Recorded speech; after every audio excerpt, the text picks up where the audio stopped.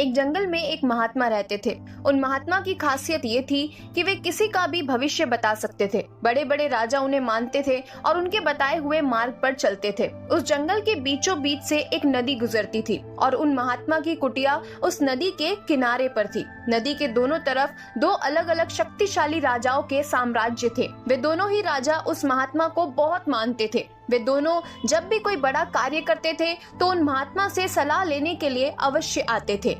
एक दिन इन दोनों राजाओं में किसी बात पर कहासुनी हो गई। बात इतनी बढ़ गई कि नौबत युद्ध पर आ गई। युद्ध की तारीख और समय ये दोनों तय कर दिया गया। पर जैसा कि दोनों राजाओं का नियम था कि जब भी कोई बड़ा कार्य करते तो वे दोनों उस महात्मा की सलाह जरूर लेते थे। इसीलिए पहला राजा उन महात्मा के पास आता है और उनसे पूछता है कि महात्मा जी, मैंने पड़ोस के राजा के साथ युद्ध करने का निश्चय किया है और इसीलिए ये जानना चाहता हूँ कि युद्ध का परिणाम किसके पक्ष में होगा। वे महात्मा कहते हैं कि यदि तुमने युद्ध किया तो तुम्हारी हार निश्चित है। फिर वो राजा महात्मा जी से पूछता है कि क्या जीतने का कोई भी उपाय नहीं है। वे महात्मा कहते हैं कि यदि युद्ध किया तो हार निश्चित है। फिर वो राजा कहता है कि तलवार मयान से निकल चुकी है, अब युद्ध टलेगा तो नहीं, इसीलिए जो होगा देखा जाएगा।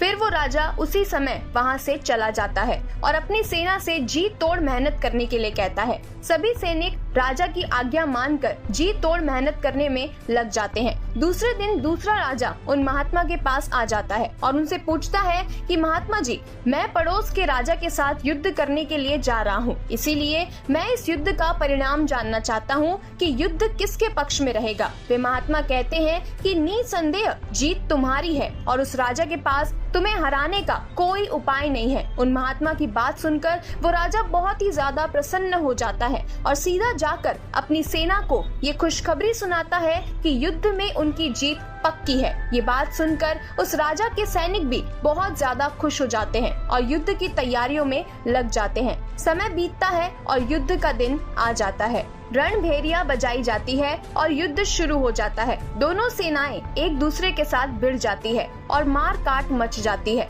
देखते ही देखते जिस पहले राजा की हार निश्चित थी, वे दूसरे राजा की सेना को ढेर कर देती है और पहला राजा वो युद्ध जीत जाता है, जिसे उन महात्मा ने कहा था कि वो युद्ध हारेगा। युद्ध जीतने के बाद वो पहला राजा उन महात्मा के पास चला जाता है और उनसे पूछता है कि महात्मा जी, आपने तो कहा था कि मैं वो युद्ध हार जाऊंगा, लेकिन मैं तो युद्ध जीत गया।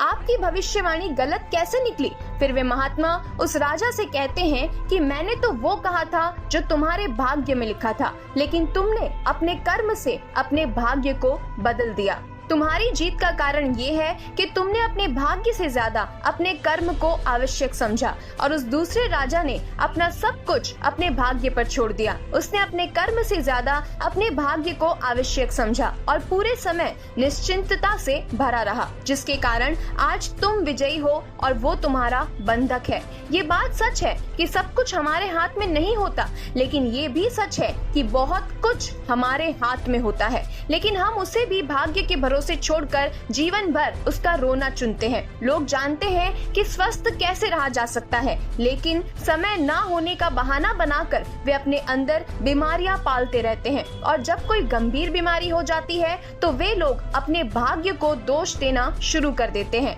अगर आज हम किसी समस्या में हैं, तो वे सिर्फ हमारे पुराने गलत कर्मों के कारण है और कल अगर हम इस समस्या से बाहर निकलेंगे तो सिर्फ आज के अच्छे कर्मों के कारण ही निकलेंगे। अगर हम आज कुछ नहीं करते हैं तो कुछ तो होगा ही और वो हमारा भाग्य होगा, और अगर हम आज अपनी बुद्धि का इस्तेमाल करते हैं और वो करते हैं जो हम करना चाहते हैं तो वो हमारा कर्म होगा। तो ये हमारे ऊपर है कि हमें कुछ करना है या अपने भाग्य के भरोसे बैठे रहना है। ये प्रश्न आवश्यक नहीं है कि भाग्य पहले से लिखा हुआ है या नहीं, बल्कि आवश्यक सवाल ये है कि क्या हम उन चीजों को भी भाग्य के भरोसे छोड़ रहे हैं जिन्हें हम बदल सकते हैं। आज की ये कहानी आपको कैसी लगी बताइएगा जरूर। तो मिलते हैं ऐसे ही और भी नई कहानियों के साथ, ज्ञान भरी बातों के साथ। तब तक के लिए जीवन की इस खूबसूरत किताब को पढ़ना जारी रखिएगा।